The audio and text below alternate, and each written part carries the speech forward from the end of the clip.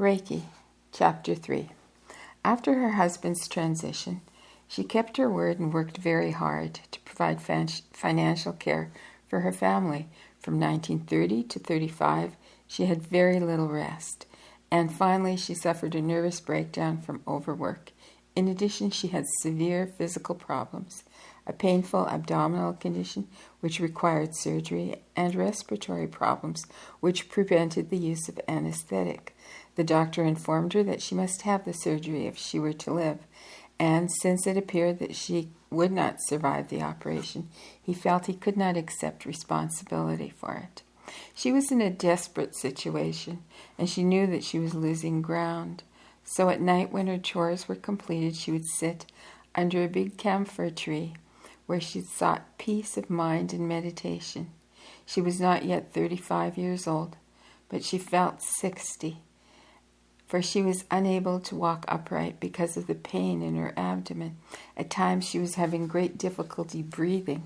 She looked into the heavens and she prayed for guidance, not knowing which way to turn. One such night, when it was so dark that there was not even a star in sight, she heard very clearly a voice from above telling her that she would have even more problems, and the first thing for her to do was to recover her health, for only then would she be able to work and earn, thus assuring security and a long life. She bowed her head to the earth in thankfulness, and she accepted the message, asking to be shown the way to accomplish it. Within 3 weeks, one of her sisters died very suddenly after a 4-day illness. It was a very sorrowful moment in Hawayo's life, for it was her duty to deliver this sad news to her parents, who were in Japan at the time, having returned for a 1-year stay in their family home in Yamaguchi, her father's first visit since his immigration to Hawaii 40 years previously. To have written this news in a letter would have been too great a shock, so she decided to go to Japan personally to see them and to seek also some relief for her poor state of health. Accompanied by her sister-in-law, she set forth on the steamship. For 5 years she had waited for some means of taking her husband's ashes to Kyoto for a service at the Otani temple, so she carried them with her. Aboard ship she met a Buddhist minister from Kona, Hawaii, who would be in residence at this large temple, and he offered his assistance by taking charge of the urn, carrying it to Kyoto while she went to Yamaguchi, with the understanding that she would meet him at the Otani temple in 6 months, March of 1936. This would allow time for her to go to her parents and afterwards enter a Tokyo hospital for treatment to improve her health. After the services for her sister, she went to Tokyo and she entered a small private hospital in Akasaka. The surgeon agreed her body needed much attention, but decided against an immediate operation. Instead, he urged her to think of this place not as a hospital, but as a resort where she was to rest and eat well, and when she'd gained some weight, they would consider what was to be done. It was 3 weeks before he called her in for a thorough examination, and he confirmed that she had a tumor, gallstones, and appendicitis, these being the cause of her abdominal pain. He then scheduled her for surgery at 7 a.m. the next day. Early in the morning, she was taken to the operating room, where her body was prepared for surgery. The nurses were arranging the sterilized instruments, the gauze, and the equipment, while the doctors were at the sink scrubbing their hands.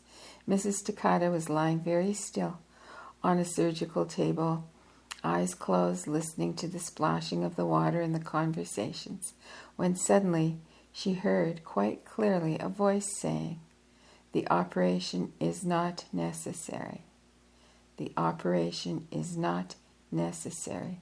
She opened her eyes and she looked around, but no one was speaking. She pinched herself to make sure she was not dreaming.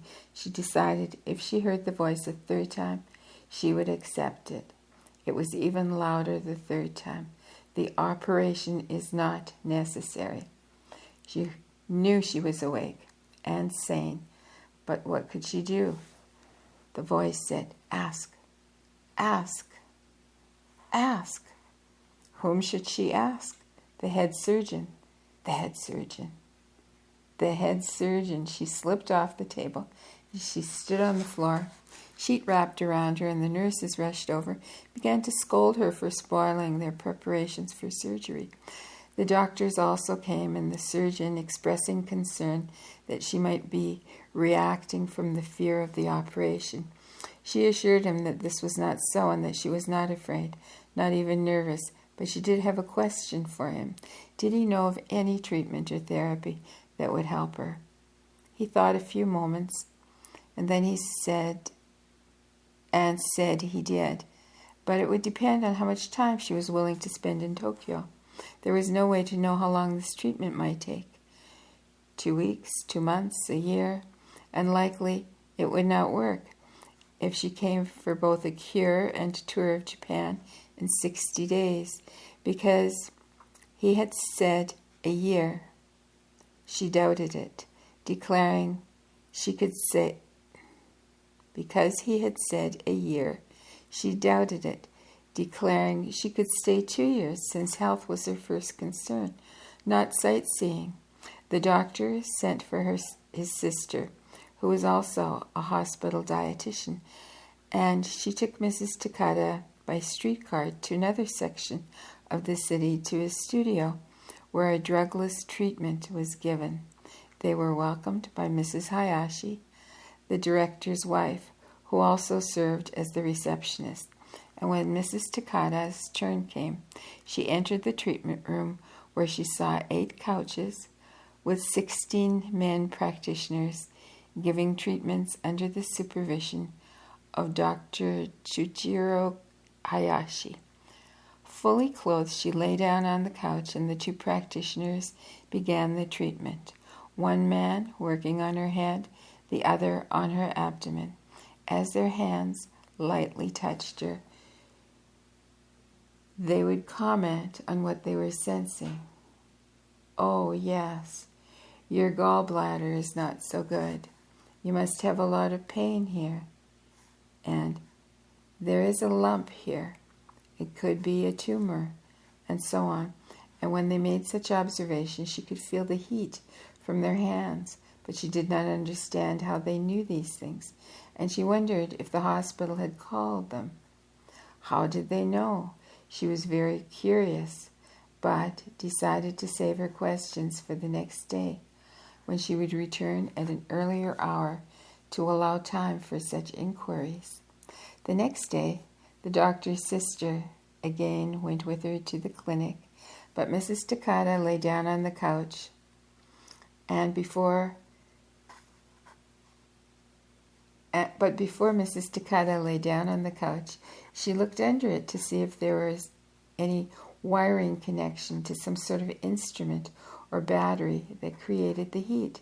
She looked at the ceiling to see if there were any wires from above, and in both cases there were none. Therefore, she assumed the practitioners must have instruments in their pockets, so she decided to test them. As the treatment began, she reached up and grabbed the sleeve of the man treating her right side. Startled by this, he took a tissue from his kimono and offered it to her, but she declined politely, saying she was interested in his pocket because she thought he had some sort of machine there. He began to laugh, and he shook his sleeves so that she could see that they were empty, while Dr. Hayashi came to see what happened.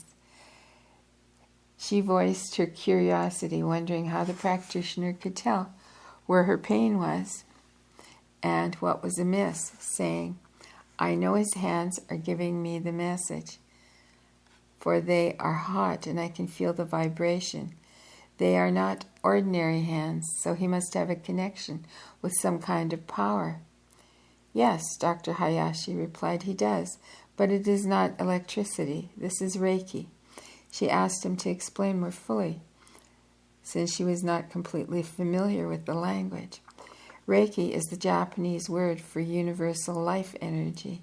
In English, it sounds like Reiki, and it comes from space, from the universe. The only thing that is different between you and us is that we have the contact with the universal life force, and you do not. My practitioners all have this contact, and they can use it. They are applying it now, and they are filling your body with life energy. This is so big we cannot measure it, so deep we cannot fathom it. Therefore, in Japanese, we call it Reiki. She thanked him, although she understood little of what he'd said. He continued, "Do you have radio in Hawaii? When the radio station broadcasts, there are no lines connected from your station to your house, yet you turn on the receiver and you contact the station. You receive what they are sending. Because we are not radio technicians, we do not know how. The principles are the same with Reiki. This energy goes through space without wires, and we know this great force can be contacted. Once contact is made, the energy flow is automatic. It is universal, limitless energy. When you have the switch on, the power is unlimited. When you want to stop, you just take your hands away. It's very simple." On the way back to the hospital, Mrs. Takata's companion, the doctor's sister, told her that in Japan the women were silent and refrained from expressing themselves and displaying emotions in public. However, Dr. Hayashi had explained to his practitioners that although Mrs. Takata looked Japanese and had a Japanese name, she was an American, and her questions were proper for a Western woman, not strange or rude. Then she requested that Mrs. Takata not ask any more questions at the clinic, but to save them until she returned home, and she would answer them. She offered to come to Mrs. Takata's room after her day's work and give her a treatment, and while that was going on, they could discuss Reiki. Mrs. Takata was amazed to learn that this lady had taken the lessons and could do Reiki healing also. That evening, she gave Mrs. Takata a complete treatment and confirmed that what the practitioners had said, stating, "Yes, what they told you is correct. I find the same vibration. Everyone diagnoses the same because the vibrations are the same. You are the one putting forth these vibrations, and we feel it in our hands." Mrs. Takata wanted to know why she had taken this training, since she worked at a hospital, and the lady told her the story. She had had a severe dysentery and was near death, in a coma. Her daughter away at school, she was getting ready to come to the hospital when a classmate asked her to go first to see Dr. Hayashi and to seek his assistance. Hearing about her mother, he agreed to go to the hospital, where he treated her, and with that one Reiki healing treatment, she regained consciousness. He continued to treat her until she was recovered, and when she was strong enough, she took the training, offering her assistance in her brother's hospital whenever patients did not want drugs or painkillers. She also used Reiki to help in the food preparation, for as the dietitian, she could touch the food and vitalize it, filling it with life energy to benefit the patients. When she heard this story, Mrs. Takata became very interested in learning to do Reiki healing also, but the doctor's sister gave her no encouragement, saying that Japan had given many, many cultures to the outside world: kendo, judo, karate, tea ceremony, flower arrangement, but not Reiki healing. It was being very carefully guarded and was not to leave Japan. This was difficult for Mrs. Takata to accept, as she felt that she had just discovered hope for life with Reiki healing. But if that was the rule, she would say no more. She was determined, however, to find a way. Although she went daily to Dr. Hayashi's clinic for a treatment, she stayed in the hospital.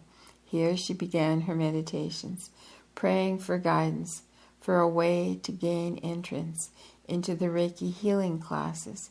She had come this far to find the answer to her health problems, and having found it, she could not believe the door was closed to her. Finally, it occurred to her to ask the help of the surgeon. After 3 weeks of Reiki healing treatments, the doctor met her in the hall one day and inquired about her progress. He was very pleased to see how well she looked, commenting that she was well on her way to recovery and to keep up the good work.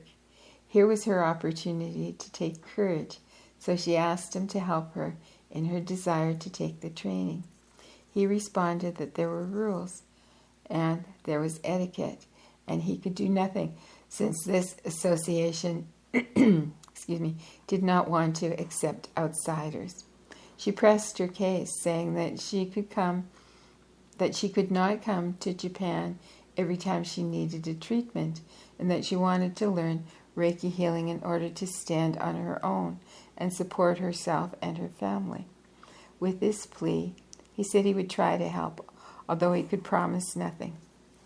He wrote to Dr. Hayashi, putting forth her request, and this was no ordinary letter. Instead, the doctor took a long scroll and wrote it himself with his brush and ink. He instructed his sister to deliver this letter into the hands of Mrs. Hayashi. When it was given to Dr. Hayashi by his wife, he was very impressed, saying he was highly honored to receive such a letter, handwritten by this great surgeon. Dr. Hayashi called the directors of the association to a meeting where this appeal was read. It was decided to allow Mrs. Takata to become an honorary member, special privilege which would permit her to take the Reiki healing lessons. And when the next class was offered, she was shown how to enroll. Along with the other students, she was empowered by Dr. Hayashi to receive the universal life energy, to make the contact with this limitless force. He told them this contact would be made in 4 small steps called initiations, and 4 days would be required to complete the first degree of Reiki healing. During the lessons, he explained the treatment. The first day dealing with the body above the neck, the head, the eyes, the ears, the nose, the throat, and the conditions and diseases which could be found in these areas. On the second day, they were taught how to treat the front of the body, the chest, the abdomen, with all the organs located there. The lesson for the third day dealt with the back, which included the spine, the nervous system, the organs. They were shown where and how to place their hands to permit the life energy to flow to the body of the patient, allowing Reiki to balance the condition or ailment so healing could occur. On the 4th day, Dr. Hayashi discussed how to heal in acute cases such as accidents, and he also spoke of the spiritual side of Reiki healing, for which there were given the 5 ideals. Just for today, do not worry. Just for today, do not anger. Honor your teachers, your father, your mother, and your neighbors. Count your blessings and show appreciation for your food. Earn your living honestly. Be kind to everything that has life. They were taught that there is always the cause and the effect. Remove the cause and there shall be no effect. Reiki healing will be effective as long as the practitioner believes it, applies it, and continues to use it. In her own case, she knew Reiki healing to be powerful.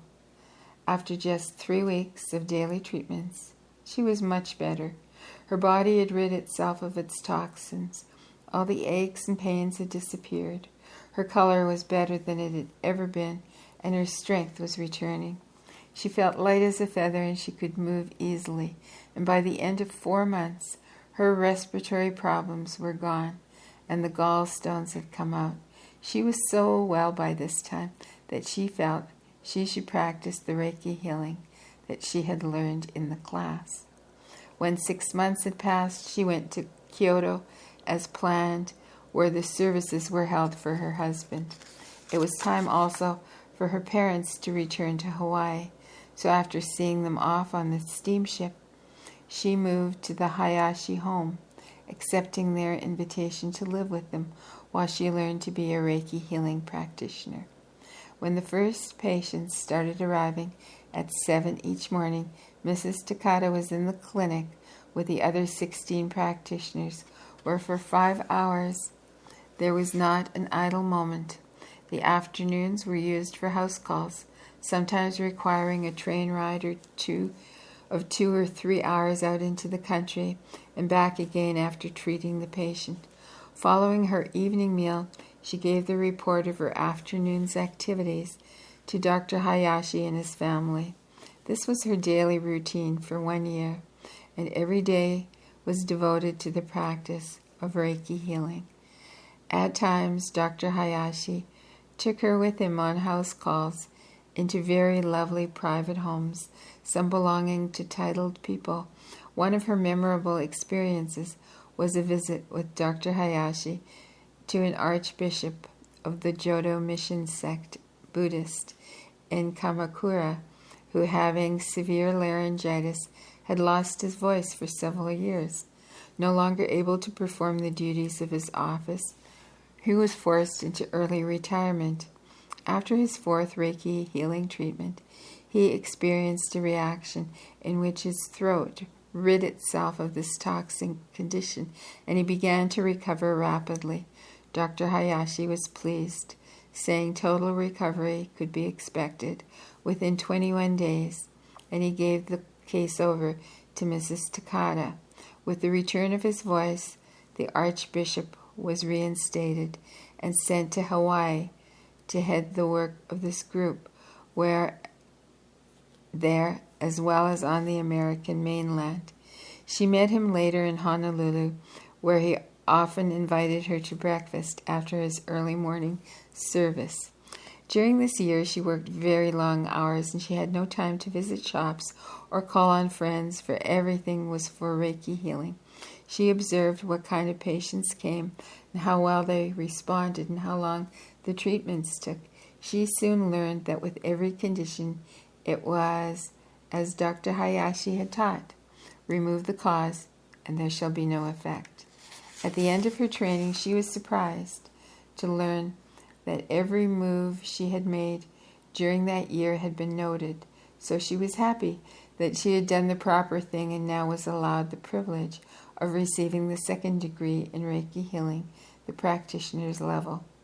Before she left Tokyo, she asked Dr. Hayashi one question, which had been bothering her. In all those months at the clinic, she had never encountered one poor person, no shabby patients, no laborers, so she asked if he refused to treat such people. He laughed, replying, since this was a very good question, he would answer it. He told her that all those who entered his door were upper class, even titled, people of wealth, education, and intelligence. When they were ill, they could afford the very best doctors and the very best hospitals, but they sought out more than surgery and drugs. They had Reiki consciousness, so they came to him. The others did not have this understanding, and when illness occurred, they thought the need was for hospitals and doctors and nurses. If called, he would go, no matter how poor they were, but their beliefs were different, so they did not accept him and his drugless treatment. He also assured her when she became an experienced practitioner, she too would find this to be so.